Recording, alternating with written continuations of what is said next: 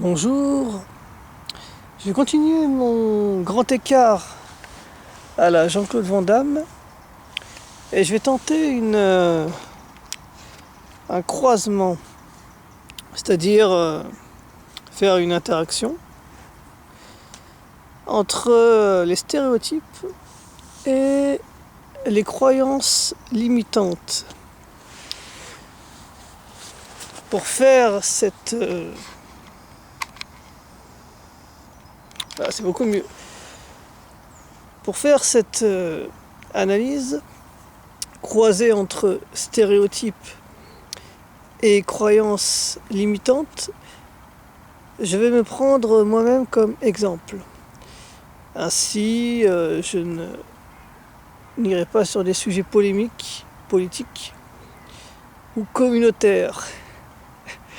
Les Noirs, les Arabes, les femmes, les musulmans, ou que sais-je encore. Voilà, je n'irai pas sur ces considérations-là. C'est assez polémique. Je resterai uniquement sur moi, ce sera beaucoup plus simple.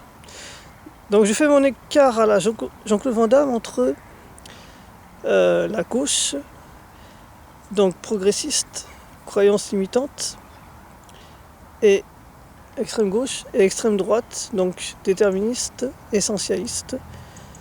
Donc là, ce sera les stéréotypes. Ok ? Donc, à extrême gauche, croyance limitante. Et à l'extrême droite, stéréotypes. Les stéréotypes sont à un certain niveau vrais. Le stéréotype qu'on me prête est vrai. Je ne suis pas très masculin.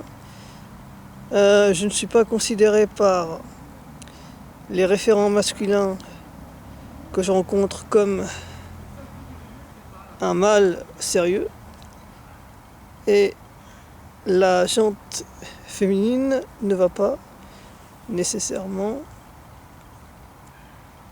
me prendre pour un mâle sérieux. Donc le stéréotype est vrai. Je n'inspire pas la masculinité. Au niveau testostérone, au niveau caractère, au niveau assurance, peut-être confiance aussi. Donc ce stéréotype est vrai.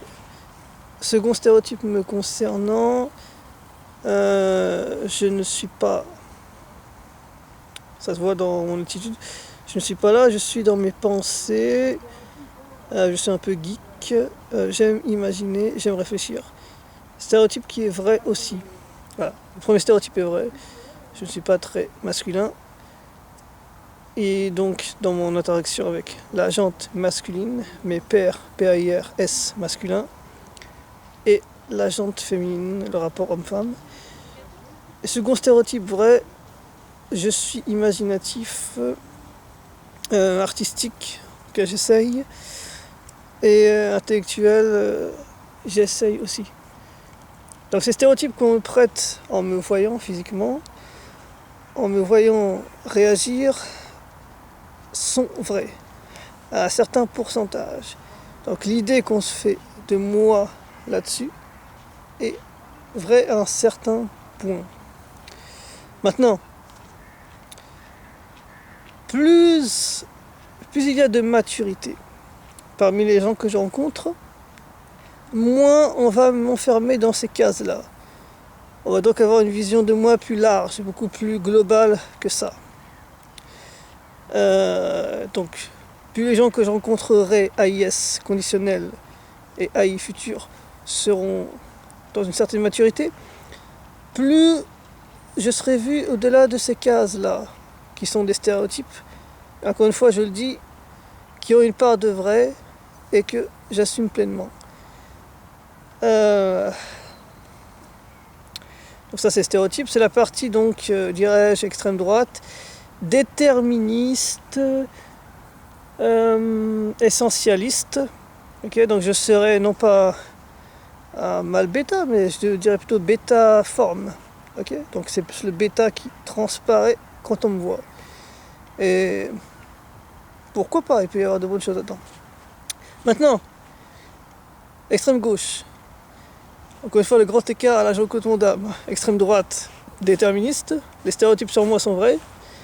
Extrême gauche, progressiste. Je pourrais être autre chose que ça, je pourrais évoluer, tout ça, je serais plus large que ça. Bah, ça devient vrai dans la mesure où j'accepte les stéréotypes qu'on me prête. Il faut que j'accepte de pas être trop masculin ou d'être dans la lune, tout ça. Bah, étant donné que je suis mieux avec ça, en progressant, je peux différemment aborder la masculinité, mais l'aborder. En étant solide là-dessus, être masculin dans un registre plus confiant, sans spécialement avoir les gros biscottos. Par l'ouverture que m'apporte la pensée, l'imagination ou l'art, tout ce qu'on voudra, je peux être plus précis sur ce que je vois. Ce qui changera, ce sera que, en analysant ces choses-là, je les vive tout autant. Voilà. À ce moment-là, je retrouverai une masculinité sans les biscottos et un vécu, une spontanéité avec cet aspect imaginatif, contemplatif, observatif et intellectualisant tout cela. Donc, il y a un croisement possible entre les stéréotypes qu'on me prête avec plus ou moins de maturité. On m'enfermerait pas dedans, mais j'assume ça. Et mes capacités d'évolution, ok, sur ces aspects-là, redevenir masculin différemment et revenir dans le réel différemment. Être masculin avec peut-être quelque chose d'un peu plus adouci et être dans la réalité avec un regard plus précis qui analysera tous les détails. Peut-être, si ce n'est plus, différemment de quelqu'un qui est tout à fait dans la vie de tous les jours, mais qui n'a pas eu d'attrait pour une observation plus précise des choses. Voilà, ça peut donc être une complémentarité. Comme dans ma vidéo, il y a des catégories, mais il y a aussi des intermédiaires. Les éléments en nous, on peut jouer avec, et on peut trouver un équilibre, essayer d'obtenir la meilleure composition, le meilleur équilibre. Voilà, une fonctionnalité neutre à un équilibre. Donc voilà, je ne peux évoluer, donc sortir de mes croyances limitantes, que si j'ai accepté les stéréotypes qu'on me prête. Car ces stéréotypes ont une réalité. Encore une fois, une réalité biologique, évolutive. Je n'ai pas les attraits masculins biologiquement, certes, mais j'ai quand même des éléments masculins.